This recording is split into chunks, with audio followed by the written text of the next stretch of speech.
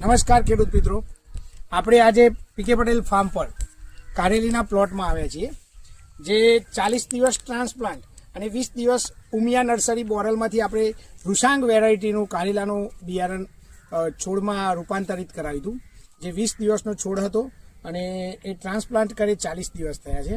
આનું ખૂબ જ સુંદર રિઝલ્ટ આવી રહ્યું છે. અમારો કાલે લગભગ અમે પહેલી વીણી લેવાના છીએ 40 દિવસે, અને આપ જોઈ શકો છો સુંદર મજાના કારેલા અહીંયા એક છોડ ઉપર લગભગ 2 થી 3 પ્લાન્ટ થયેલા છે.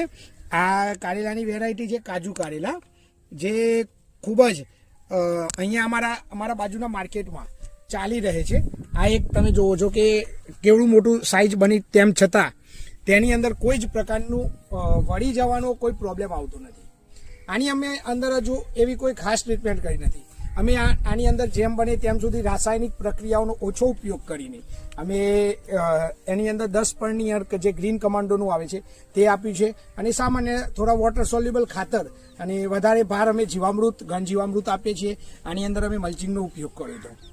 અમારું થોડું પ્રોડક્શન લેટ થવાનું કારણ બીજું એક એ પણ છે કે થોડું વાતાવરણ એડજસ્ટેબલ ગરમી પડી હોવાના કારણે જ્યારે છોડ અમે રોપ્યા ત્યારે ખૂબ જ ટેમ્પરેચર હતું વાતાવરણની અંદર, જે વાતાવરણના કારણે અમે છોડને બહાર આવતા થોડો સમય વધારે લાગી ગયો.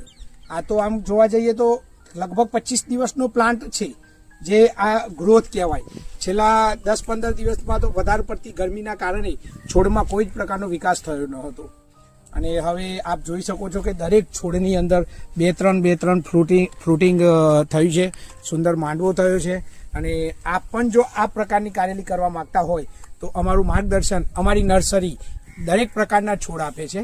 ઉમિયા નર્સરી નવી બોરલ ખાતે છે, જ્યાં કૃષિ વૈજ્ઞાનિકોને કૃષિ સ્ટડી કરેલા તજજ્ઞો દ્વારા અમારા પ્લાન્ટ તૈયાર કરવામાં આવે છે.